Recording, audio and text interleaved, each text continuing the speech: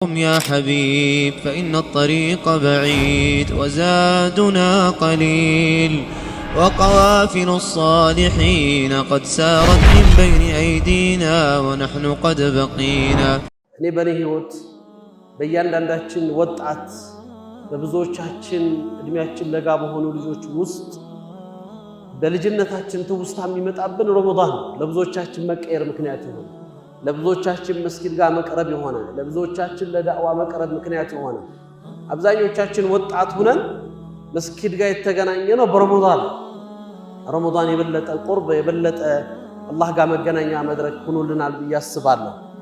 እኔ ረመዳን ሸህሩ ተግይር ነው የለውጥ ወር ነው እንለወጥበት ነው የምለው። ወንድሜ ካሚልም ሲገልጽ እንደነበረው አሁን መጨረሻ ላይ ሲነሱ እንደነበሩት ረመዳን ታሪካዊ ክስተቶችን ያስተናገደ ትልልቅ ድሎች የተጎናጸፍንበት የክብር የዒዛ ወር። እንዴት ነው ይህን ረመዳን ከሌሎች ረመዳኖች የተለየ የምናደርገው? ካለፉት ረመዳኖች የዘንድሮ ረመዳን እንዴት የተለየ እናደርገው ነው እኔ መሰረታዊ ሐሳብ። ብዙ ረመዳኖች በህይወታችን ውስጥ አልፈናል። ትልልቆች እድሜ የገፋችሁ ሰዎች እኛም ወጣቶቹ 5፣ 10፣ 20፣ 30፣ 40፣ 50 ዓመት የጾምን ሰዎች ይኖራል። በእነዚህ በጾምናቸው የእድሜ ዘመናችን ክፍል ውስጥ ረመዳን እኛ ልብ ውስጥ ምን አስቀምጦ አለፈ? ምን ያህልስ ለወጠን? ምን ያህልስ ቀየረን? ተቀይረንበታል? በረመዳን ተጠቅመን አልፈናል? ወይስ ደግሞ ረመዳን በእኛ ላይ አልፏል? ምሩራን ኪራም ነው የሆነው በእኛ ላይ ሂዶብናል የሚለው መሰረታዊ ነገር ነው። ቁርአኑ እንግዲህ አላህ ስብሓነሁ ወተዓላ ጾምን ግዴታ ያደረገበትን የቁርአን ምዕራፍ ሲያነሳ ለዓለኩም ተተቁና ያለው አይደለም። የጾም ዓላማ ኩቲበ ዓለይኩም ሲያም ከማ ኩቲበ ዓለ ለዚነ ሚን ቀብሊኩም ለዓለኩም ተተቁን። እዚች ላይ ናት ለዓለኩም ተተቁን ቢሊሳን ረብ ዐዘ ወጀል የተገለጸው። ረመዳንን ከጾማችሁ ተቅዋ ታገኛላችሁ ይላል አላህ። ረመዳንን የጾመ ሰው ተቅዋ ያገኛል። ረመዳንን የጾመ ለዚህ ነው መን ሷመ ረመዳን ኢማንን ወህቲሳብ ያሉት ነብዩ ሰለላሁ ዐለይሂ ወሰለም። በእምነት ወይም በኢማን አላህ ዘንድ ሰዋብን ፈልጎ ግዴታዎቹ ላይ በመቆም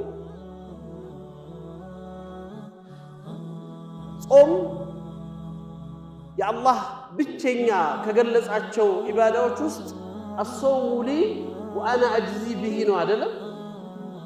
ይሄ ሐዲስ ይገርመኝ ነበር። ማለት ምን ማለት ነው? ሶላቱ የሱ አይደለም? ሐጁ የሱ አይደለም? ዘካው የሱ አይደለም? ምን አደርጋቸው ኢባዳዎች ሁሉ የአላህ አይደሉም? ለምንድን ነው ጾምን ለይቶ አላህ አሶሙ ሊ ጾም ለኔ ነው አለ። ዋጋውንም እኔ ብቻ ነኝ የምከፍለው አለ። ምን ይመስላችኋል? ምክንያቱ ወላሂ በጣም ብዙ ከሚገርሙኝና ራሴን እንድጠይቅ ከሚያደርጉኝ ሐዲሶች ነበርና አንድ ተፍሲር ግን እንዲቆም አደረገኝ። ሙሐመድ ሙተወሊ ሸዕራዊ ረሕመቱላህ ዐለይህ ስለዚህ ሐዲስ የሚገርም ትንታኔ የተሰጡ ሰማኋቸው። አንድ ጊዜ ለምንድን ነው አላህ አሶሙ ሊ ያለው? ለምንድን ነው ሶላት የኔ ነው ሐጅ የኔ ነው ያላለው? ወይም ዘካ የኔ ነው ያላለው? የሚገርም ነገር አቀረቡ። ሰው ለጣዖት ይሰግዳል፣ ሰው ለታቦት ይሰግዳል፣ ሰው ለሰው ይሰግዳል። ሶላትን ለአላህ የሚሰግደው አለ፣ ለጣዖቱ የሚሰግደው አለ፣ ለድንጋይ የሚሰግደው አለ፣ ለሰው የሚሰግዳል። ሰደቃንም ሲሰጥ ለሰው ብሎ የሚሰጣል፣ ለሌላ ነገር ፈልጎ የሚሰጣል፣ ለጣዖቱ የሚሰጣል፣ ለባዕድ አምልኮ ብሎ የሚሰጣል፣ ለሁሉም ነገር ይሰጣል። በጃሂልያ ዘመን ሐጅም ታውቃላችሁ አይደለም? ሙሽሪኮቹም እኮ ጧፍ ያረጉ ነበር። ሁሉም ነገር ለሌላ ሊደረግ ይችላል። ጾም ሲቀር ጾም ካላህ ውጭ ለማንም መሆን አይችልም። ለማንም ለማን ልታደርገው ትችላለህ? ለአንድ ሰው ብዬ ለአንድ ንጉስ ብዬ ልጾም ብለህ ብትጾም አንተን መቆጣጠር ይችላል? ሽንት ቤት ገብተህ እኮ ሐጠጠተ ትወጣለህ ጾመኛ ነኝ ብለህ። እንዴት ያውቃል? ማን ተከታትሎ ሊይዝህ ይችላል? ማን ያህል አንተ ግጥም አድርገህ በልተህ አፍህን ጠራርገህ ጾመኛ ነኝ ብለህ ወጥተህ ብትቆም መስጂድ ነው ያለው ጾመኞቹ ጋር ነው የተሰለፍከው ማን ያያል ማየት ይችላል ለሰው ላድርገህ ብለህ ልታደርገው የምትችለው ኢባዳ ነው አይደለም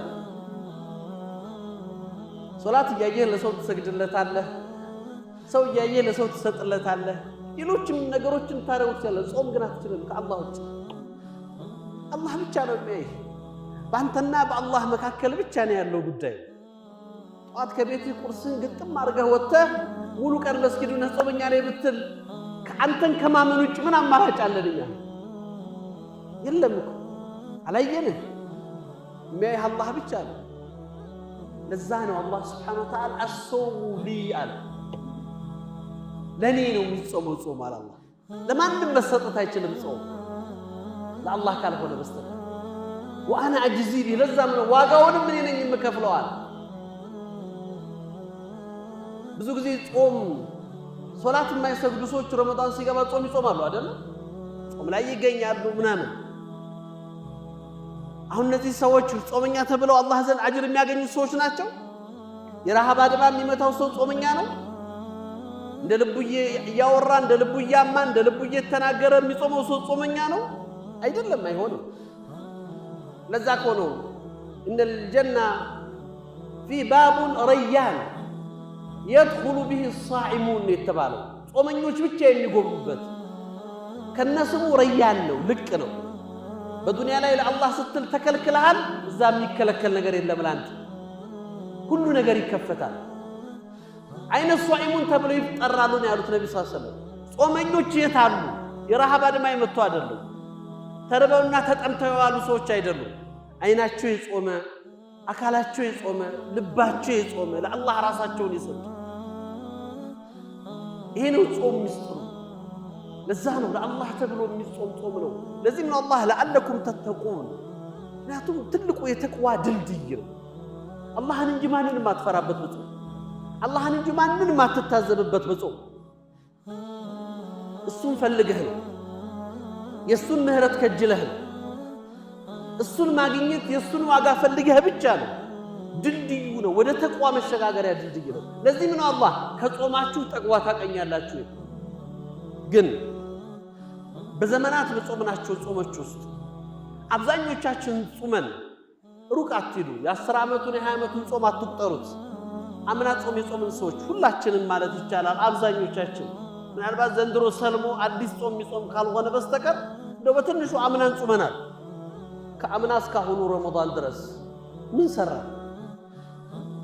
ግልጽ ነው መጾምና ለጾማች አለመጾማችንን የውመል ሒሳብ መጠበቅ ያስፈልገው እኔ እናንተ ራሳችንን መልስ እንሰጥ አላህ ጾም የጾመ ሰው ተቅዋ ያገኛል ይላል ተቅዋ ብዙ አይነት ተፍሲር ሰጥተውታል ዑለማዎቹ አጭርና ግልጽ ተቅዋ ተፍሲሩ አላህ ባዘዘው ነገር ላይ መገኘት ከከለከለው መከልከል በዚህ አንድ አመት ውስጥ አላህ ባዘዘው ላይ ተገኝቼ ከከለከለው ተከልክያለሁ ሆነ ጾም ያለው ማለት ነው ካልሆነስ የረሃብ አድማ ነበር ድካም ነበር ማለት ነው አላህ ደግሞ ቅድም ሲገልጹት እንደነበረው ለይሰ ሊላሂ ሐጃ የለም ጉዳይ የለም ከኔ ካንተ መራብ መጠማት የሚፈልገው ነገር አላህ እንድናረጋግጥ ስለዚህ ነው ይሄ ተቅዋ የሚገነባበት ወር ትልቅ ድልድይ ነው ይሄን ሽግግር ነው በህይወታችን ውስጥ ጀዘር የሆነ የሚታይ በትክክል እኔና እናንተ ላይ በተግባር መታየትና መሬት መውረድ የሚችል ለውጥ ለማምጣት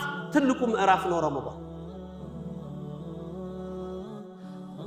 ለውጥ الله سبحانه وتعالى إن الله لا يغير ما بقوم حتى يغيروا ما بأنفسهم قانون አርጓል የለውጥ ህግ አላህ ሰዎች ራሳቸው ለለውጥ እስካላዘጋጁ ድረስ መለወጥ አይችሉም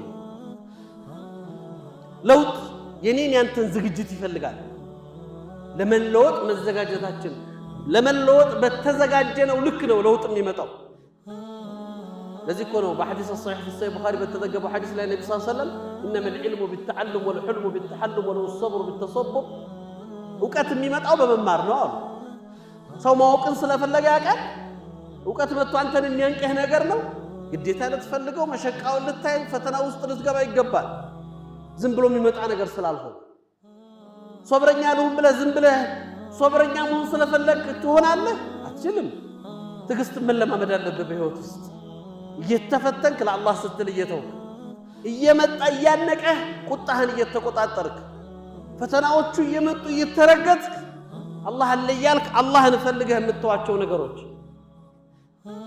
እንደዚህ አይነት እኔ እናንተ የተዘጋጀንበትን ልክ ነው ውጤቱን አብረን የምናገኘው ረመዳን የሚያል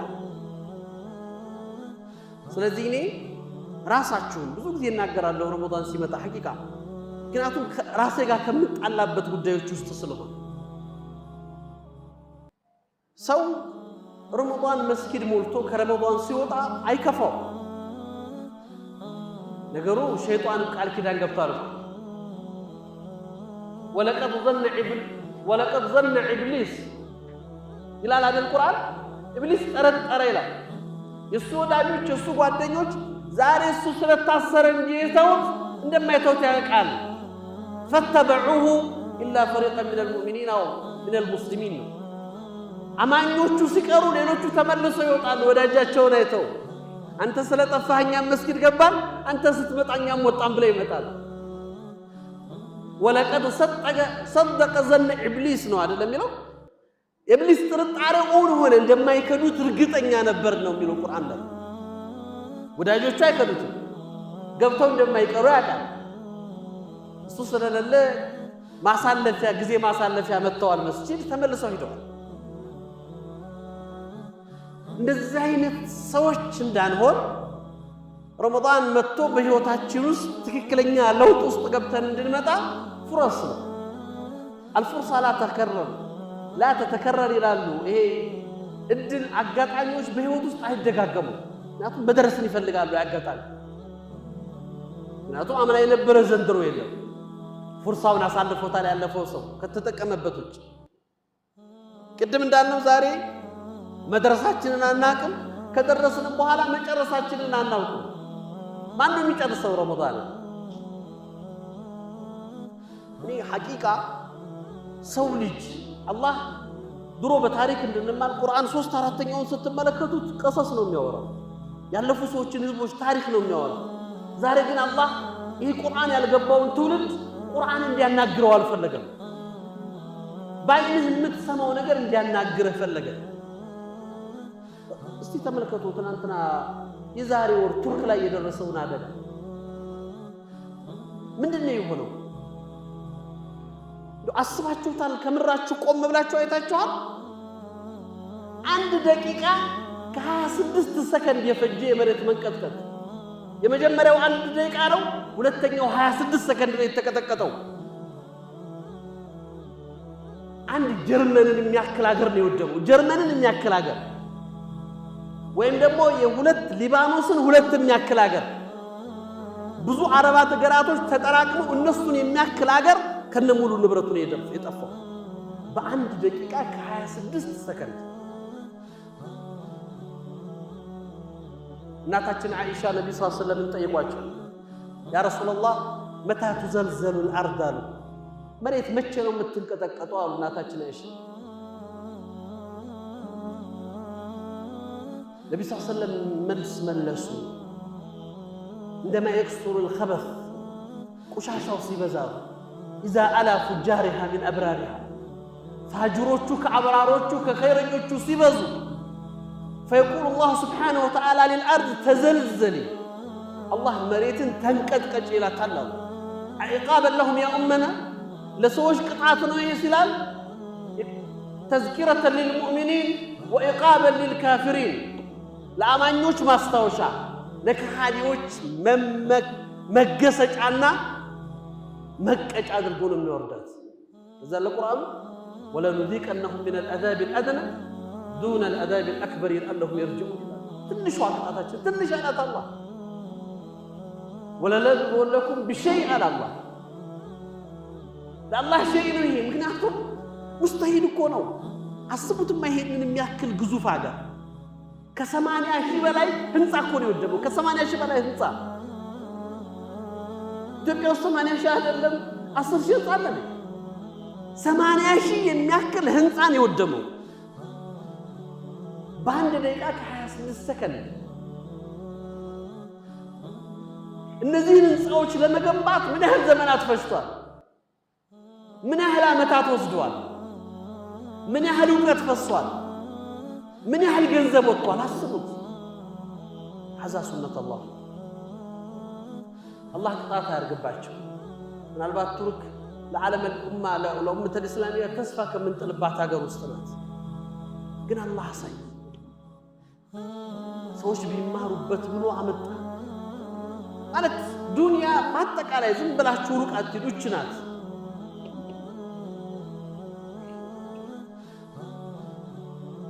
ምንድን ይገርማል ይሄ በቃ ይሄ አዲስ አበባ ምናምን እንዳይመስላችሁ እኮ የጠፋው ከተማ ምናልባት አዲስ አበባን ስንት የሚያክል ማለት ነው ሙሉ ከተማው የወደመው ሀብቱን ንብረቱን አትቁጠሩት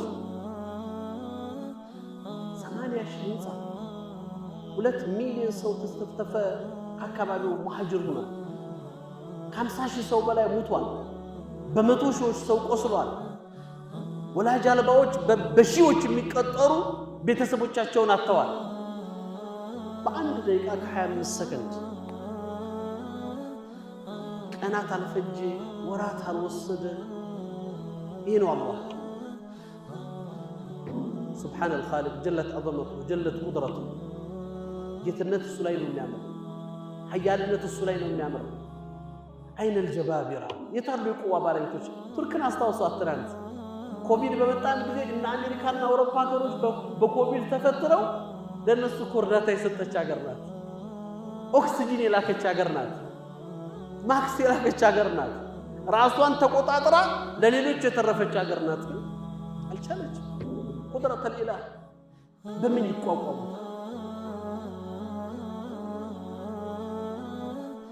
ይህን ቆም ብለን እናስብ ፍረስ አታቀውም እኔም አንተም ዛሬ የቆምንበት ቦታ እኔ እናንተን አውቁሞ መቆየቱን አናውቅም እንደዚሁ እንደተቀመጥን ይዞን መሄድ የሚችል መሬት ላይ የተቀመጥንበት መሬት በአላህ እጅ ያለ መሬት ነው በእኔ እናንተ እጅ አይደለም በመሐንዲስ እጅ አይደለም በመንግስት እጅ አይደለም ስለዚህ ነው ወደ ዋናው መልእክቴ ሲመለስ አላህ በእኔና በአላህ መካከል ያለ ግንኙነት እንዲስተካከል ሌላ አስተማሪ ታሪኮችን የሚመከር ህዝብ አልሆናል ቁርአን ቀርቶ ሰምቶ ታሪኩን አይቶ ያለፉትን ህዝቦች መመከር አድርገን አስተማሪ አድርገን ቁርአን ላይ ታሪክ አወረድንላችሁ አለ አላስተማረም እናንተ ፊታችን መጣ ግድያውን ፊታችን አመጣ ወንድሙን የሚገልበት ሀገር ነው እኛ ሀገር አይደል ወንድሙን የሚያፈላቅልበት ደም የሚያፈስበት ሀገር እኮ ነብዩ ሰለላሁ ዐለይሂ ወሰለም من عشرات الساعه ከየውም القيامه ምልክቶች ብሎ ከተቀሷቸው አንዱ ሰው ለምን እንደተገደለ ሳያቅ ገዳይ ለምን እንደገደለ ሳያቅ ይሞታል አለ ይያለ አንዱን ዝም ብሎ ያለ ምንም ምክንያት እሱን ስላልመሰለው ብቻ ይገለዋል በገንዘብ አልተገናኙ በፖለቲካ አልተጣሉ በሐሳብ ተገናኝተው አላወሩ ግን አይመስለው የኔ አይደለህም ብሎ ይገለዋል ይሄን እኮ ባይናችን ያየነው ነው እዚሁ ሀገር ላይ ሌላ ቦታ መሄድ አያስፈልግም ኢደን ወንድሞች ሁላችንም እህቶች ይሄ ጊዜ ረመዳን በህይወታችን ውስጥ አላህ ከሚሰጠን ትልቅ እድሎች ውስጥ አላህ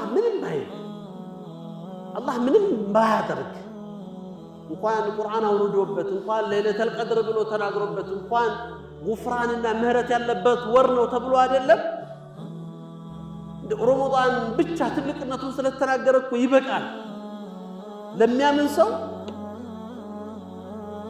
ኢብኑ አባስ አንድ ጊዜ ተቀምጠው አንድ አረብ የገጠር ሰው መጣና ሐጅ ላይ ትምህርት እያስተማሩ ከናንተ ውስጥ ዓሊም ማን ነው ጥያቄ መጠየቅ ፈልጋለሁ ብሎ መጣው አረቢ ኢብኑ አባስ አሉት ህብረ ዱማ ሄደ ኢብኑ አባስ አንተና ዓሊሙ አዎ ጥያቄ አለኝ መልስ ትሰጣለህ አዎ አሉት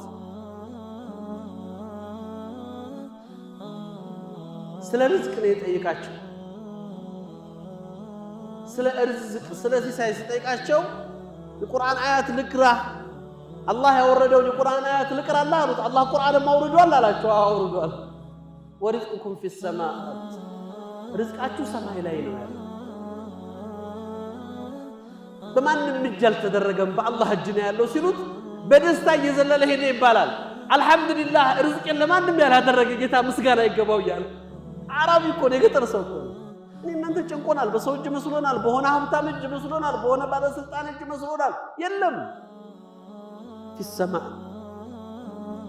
ተደስቶ ከማንም በላይ ረክቶ አላህን አመስግኖ ሄደ በሚቀጥለው አመት ትምርቱ ትቦታ አልመጣ ኢብኑ አባስን አገኛቸው ያ ሐዛ ታስታውሰኛለህ አላቸው አመቱን ሙሉ እሱ ብቻ የሚያገኙ ይመስል እሳቸው ረስተውታል ማን አሉት አምን አመጥቼ እኮ እንዲጠይቅህ ነበር አሉ አሁንም ትምርትህን ፈልጌ ነው ስለ እንግዳውስ አያቱን ሊጨርስልህ አሉት فرب السماء والارض ورزقكم في السماء وما توعدون فرب السماء والارض انه لحق مثل ما انكم تنطقون يمالنا والله رزقاችሁ ሰማይ ላይ ለመሆኑ ከምትናገሩት ንግግር የበለጠ እውነት ነው ይያለ አላህ ይመላል ሰውየው አለቀሳሉ ምን الذي اغضب الحال ማን ያናሳ ጌታ ያስቆጣው እኛ እኮ ሳይምልም ማምነው ነበር ሰማይ ነው ርዝቃችሁ ስለ ማምነን ነበር ማን አስቆጥቶት ነው የማለው አላሉ አዕራቢ ሱብሃንአላህ فقه العربي يا ابن عباس ሌላ ያልገባው ተረዳይ አረቢያ ስታቀው አላህ ዝርዝር ነገሮች መንገር እኮ ያስፈልገው ጌትነቱ ብቻ ይበቃል ይሄ ከውን ያናግራሃል ይሄ ዩኒቨርሲቲ ነግራሃል እስቲ ነው ቢላሂ አለይኩም እዚህ ተቀመጣችሁ ወንድሞች በእናንተ ምርጫ ቢሆን አይናችሁ የት ላይ ሊሆን ተወዱ ነበር ይሄ አይንህ የት ላይ ቢተከለልህ ነበር የምትወደው አንተ ይሄ አፍንጫ የት ነበር ቢቀመጥ የምትወደው እስቲ አስቡት ወረድ ብላችሁ ዝም ብላችሁ ገልብጡትና አይንህ እግርህ ላይ ቢሆን ምን ይፈጠር ነበር አትሸፍነው ማያህ ነው ጫማ ታደርግበት ስትገልጠው እንቅፋቱ አቧራው መከራ ነው ምን ታደርገዋለህ ምን ነበር የሚፈጠረው ታስባላችሁ ለዛ ኮና አላህ ራሳችሁን ተመልከቱ ይላል في انفسكم افلا تبصرون ሌላ ቦታ ትውስቲ እንደሄንን የአላህን ሐያልነት ታላቅነት እስቲ ራሳችሁን ተመልከቱ ምን ነበር መሆን የምትፈልጉት እናንተ ይሄ ጌታ እኮ ነው አንተ አላህ በዚህ ንግስናው በዚህ ልቅናው በዚህ ጌትነቱ እኔ እናንተን ይሄን ትእዛዝ አዘዘ ለዚህ ነው እሱ ሊፈሩት ሊታዘዙት የሚገባ ጌታ ነው ለዚህ ደግሞ ትልቁ አጋጣሚና ትልቁ ፍርሳ ረመዳን ፍርሰተ ዑምራ ነው የድሜ የህይወት ትልቅ እድል ለተጠቀመበት ሰው ራሱን ማየት ለሚችልበት ሰው ረመዳን በህይወት ውስጥ መጥቶ የ11 ወር የድሜህን ያሳለፍከውን አመት እኮ ትሬኒንግ ነው ትሬን ነው የሚያደርገው አላህ ዝግጅት ይገርመኛል አንዳንድ ጊዜ ቅድም ሸህ መሐመድ ዘይን ሲናገሩ ነበር ሰው ኢሻን አሳልፎ ለተራዊህ ጓጓና ለምንድነው ከረመዳን በፊት ጀማዓ ሶላት መስገድ የከበደ ሱብሂ መምጣት የከበደ 5 አውቃት ሶላት መስጊድ መስገድ የከበደ የማይቻል ነበርና ነው ሳይቻል ቀርቶ ነው አይደለም ይቻላል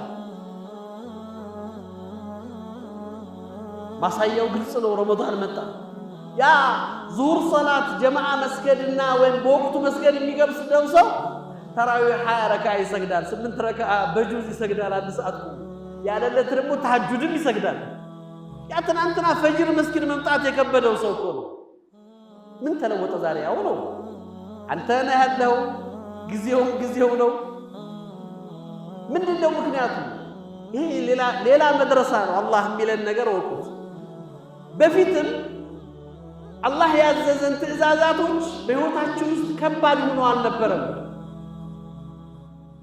ሶላቱ ብቻ አይደለም ሌሎችም ትልልቅ በህይወታችን ውስጥ አክብደን ያዝናቸው ጉዳዮች ከብደው አልነበረም እኛን የሰነፍነው የማይቻሉ ሆኖ አልነበረም ይቻሉ ነበር አየነዋ ፈጅር የሚከብደው ሰው ተራዊህ መስገድ እንደሚችል ተሐጁድ መስገድ እንደሚችል አየ ሳይቻል ቀርቶ ቢሆን ኖሮ እንዴት ተሐጁድን ይሰግዳል ሰው ይቻሉ ነበር በህይወታችን ውስጥ አይቻሉም ብለን ራሳችን ላይ ቆልፈን ያስቀመጥናቸው ነገሮች የማይቻሉ አልነበሩ እኛን እስላም ያደረገው እጅ ሰጠን ለዛ ነው ረመዳን ይህን የሚያሳይ ያ ፈጅሩ ከባድ እኮ አልነበረም ይኸው ተራዊህ ይሰገዳል ያ ጀማዓ ሶላት ከባድ አልነበረም ይኸው ተሐጁድ ይሰገዳል እያለ አላህ ያስተምራል። ይሄ ነው መለወጫው መድረክ። ሰዓቱ ስለሄደ 2-3 ነገሮች ብቻ አንስቼ ልቋጭ። የመጀመሪያው ነገር ረመዳንን ስናነሳ ረመዳን ሲመጣ 2 ነገሮችን ያጠነክራል፣ 2 ነገሮችን ያደክማል። 2 ነገሮችን ያደክማል፣ 2 ነገሮችን ያጠነክራል። የመጀመሪያ ረመዳን የሚያደክመው ነገር አንዱ ጀሰድ ነው፣ አካልን ያደክማል። አካል ይደክማል አይደል? ሰው ሲጾም ምግብ ሲያጣ ኢነርጂ ሲያንሰው ይደክማል። አካልን ሲያደክም ግን አላህ ምንን እያጠነከረ ነው? አላህ አካልን አድክሞ ግን ምንን እያጠነከረ ነው? ነፍስን ያጠነክራል። ለምን? ሩህ የምትባለው ነገር ቀለቧ ኢባዳ ነው።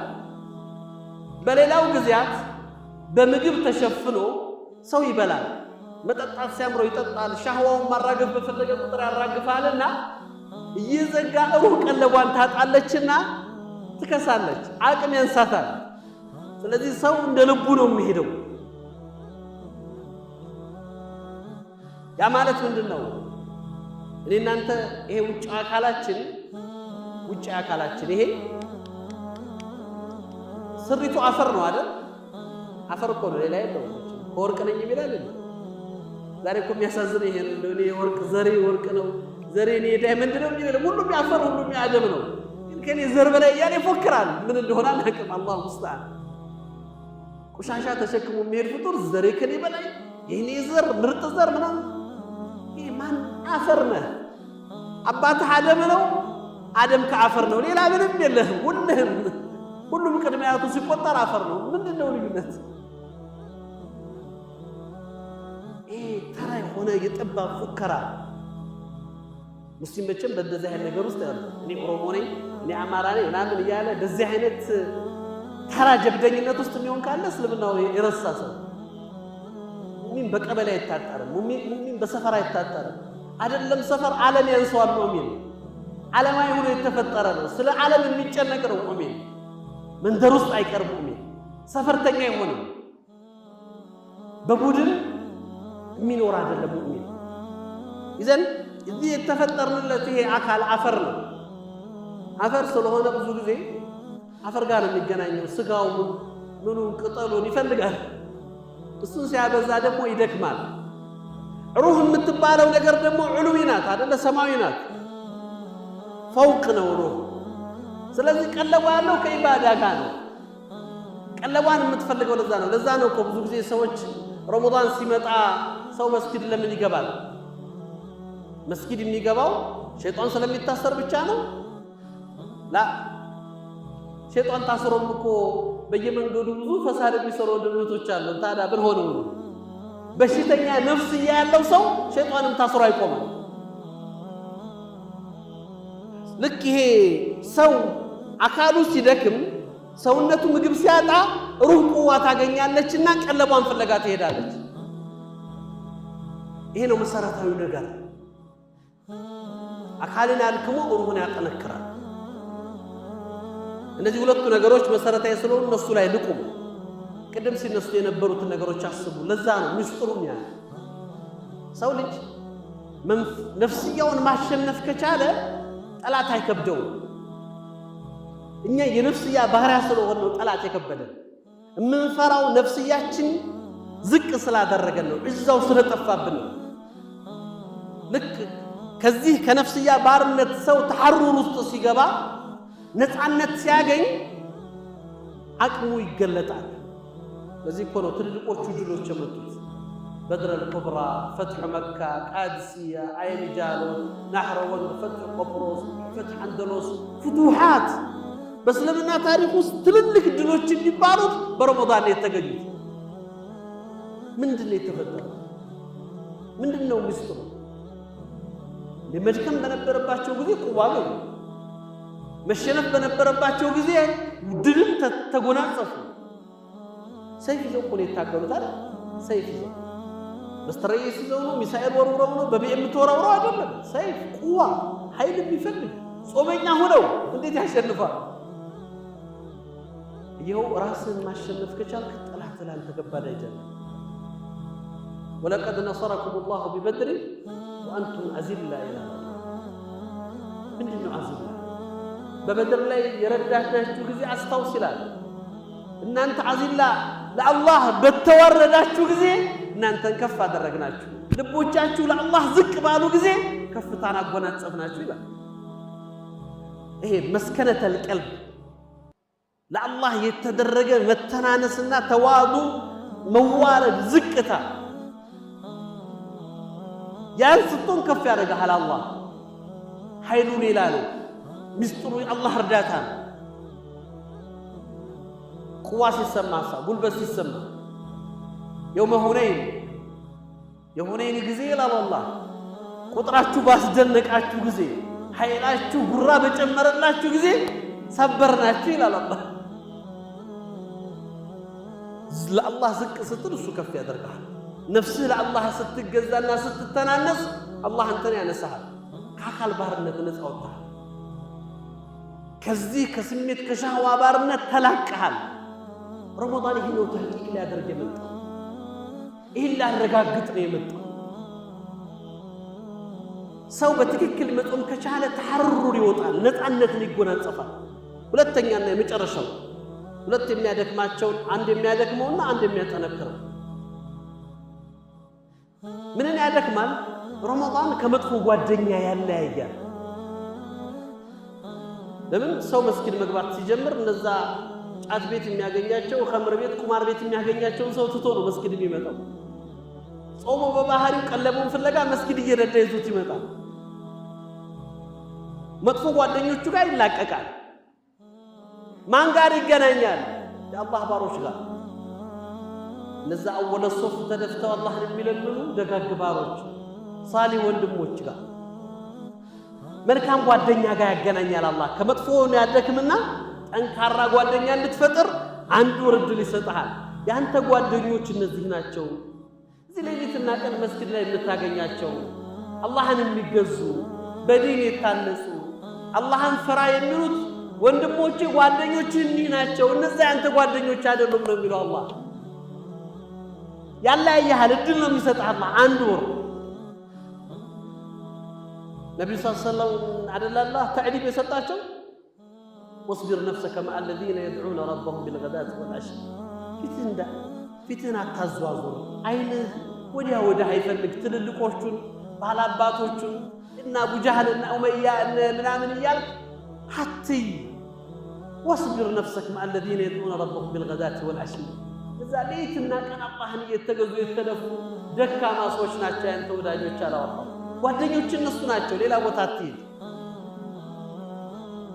ረመዳን ትልቁ ሚስጥሩ ይሄ ነው። ሰው ለመጥፋቱ ትልቅ ምክንያት ጓደኛ ነው። ሰዲቅ ሱሕባ ዱንያ አኸራህን ያጠፋል። ሰው በጓደኛ ዲን ይለቃል። ሰው በጓደኛ መስመር ይስታል። የተፈጠረበትን ዓላማ ይዘነጋል። ሰው በጓደኛ ደግሞ ይድናል። አላህን በሚፈራ ጓደኛ ይመለሳል። አላህን በሚፈራ ሰው ወደ አላህ ይቀርባል። ረመዳን ይሄን ነው የሚያደርገው። ጀሰድን አድክሞ ሩህን ያጠነክራል። ሩህ ሲጠነክር ቀለቡን ኢባዳን ይፈልጋል። ከመጥፎ ጓደኛ አላየቶ መልካም ጓደኛ ጋር ያገናኛል። አንተን በዚህ ይገነባሃል አላህ። ይሄ ሽግግር በህይወት ውስጥ ለውጥ ለማምጣት ትልቁ ምዕራፍ እንድትሻገር ድልድዩን ይዘረጋልሃል አላህ። ያኔ መጠቀም ባንተ እጅ ላይ በኔ እጅ ላይ ነው ያለው። ይሄን ተጠቅሞ ነፃ መውጣት የሚፈልግ እድሉ ይሄው። ካልሆነ ደግሞ ለጥፋቱ ራሱ እንጂ ማንንም ፈላ ይሩመነ ኢላ ነፍሰ ነፍሱ እንጂ ማንንም አይወቅስ። በመጨረሻ እነዚህ ሁለት ነገሮች ካል ይሄ ረመዳን ምናልባት በህይወታችን ውስጥ የመጨረሻው ረመዳን ሊሆን ይችላል። የመጨረሻው ረመዳን ለዚህ እርግጠኞቹ ነው። ቅድም ያላቸው ምሳሌዎች በቂ ናቸው አይደል? የነበርንበትን በደቂቃ የሚለውጥ ጌታ። ለመሞት አንተ መታመም አያስፈልግህም። ለመሞት መኪና ውስጥ መግባት አያስፈልግህም። በአየር መከስከስ አያስፈልግህም። እዚሁ ቁጭ ብለህ ይወስድሃል አላህ። ውሃ እየጠጣህ አንቆ ይጨርሳል። ማንኛውም ነገር ለመግደል ምክንያት እንጂ ገዳይ አይደለም። መርዝ አይገድልም ሰው። አላህ ግደል ስለው ግን ህይወት የሚሆነው ውሃ ያንተን ህይወት ያጠፋዋል። ውሃ ጠጥተህ ህይወት ያልፋል። ምክንያቱም ገዳዩ ውሃው ሳይሆን ገዳዩ መርዙ ሳይሆን የሚገድለው አጀል ስለሆነ ሰው በአጀሉ እንጂ አይሞትም። አናውቀው።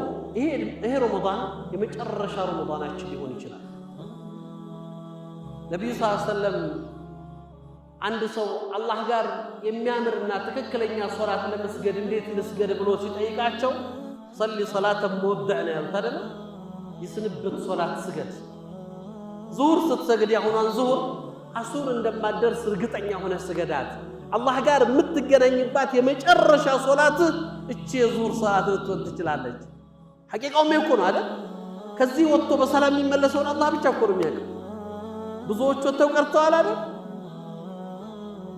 የመጨረሻ ረመዳናችን አላህ ጋር የምንገናኝበት ረመዳናችን ይሄ ረመዳን ሊሆን ይችላል። ምናልባት የመጀመሪያ የምናደርገው እስቲ ቅድም እንዳልኩት ብዙ ዘመናት ጾመናል፣ ግን ለውጥ አልመጣም። ብዙ ዘመናት ተርበናል፣ ግን አላህ የሚፈልገው ውጤት በእኛ ህይወት ውስጥ አልተተገበረም።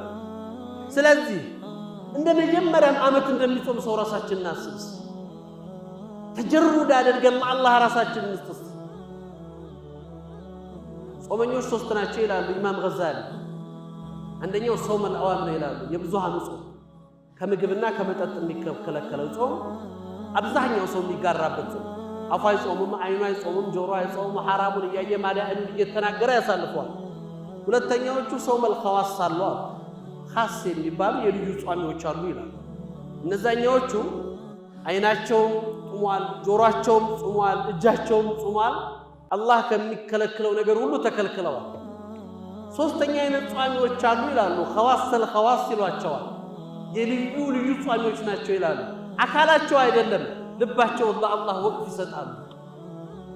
የተጀረዱነ ሊላህ ለአላህ ተጀሩድ ያደርጋሉ። ለምንድን ነው ዑለማኡል ኢስላም ሰለፉል ኡማ ረመዳን ሲመጣ ሁሉን ነገር ትተው እነ ኢማም ማሊክ ብን አነስ ሁሉን ነገር ሰቀው ቁርአን ብቻ የሚያነሱት? አላህ ጋር ብቻ ይገናኛሉ። ለአላህ ብላችሁ እስቲ በህይወታችን ውስጥ የመጀመሪያም የመጨረሻም ጾም እንደምንጾም እናስበውና እንጾመው። ምናልባት ይሄ ጾም ለብዙ ነገር መፍትሄ ይሆናል። ረመዳን የድል ወር ነው። የኡመቱ ድል የምንጎናጸፍበት ሊሆን ይችላል።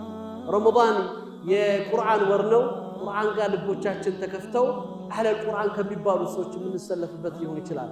ረመዳን የኸይር ወር ነው። በኸይር ስራ ውስጥ እጃቸውን ዘርግተው አላህ ጋር ተገናኝተው ከሚኖሩት ላይ ያደርገን ይችላል።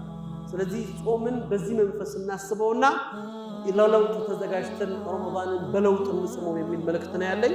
አላህ ረመዳን ጋር ተገናኝተው ከሚጾሙት ጾመው ከሚጠቀሙት አላህ ከሚመራቸው ኡመቱ ፈተና ተነስቶ መከራዎቻችን አንሰው ድሉን አጎናጽፎን አላህ በዒዛ በዒማን ነገ መዓ ነቢይና ወስዲቂና ወሹሐዳእ ወሳሊሒን ከተባሉት ጋር ከሚቀሰቀሱት አላህ ያደርገን።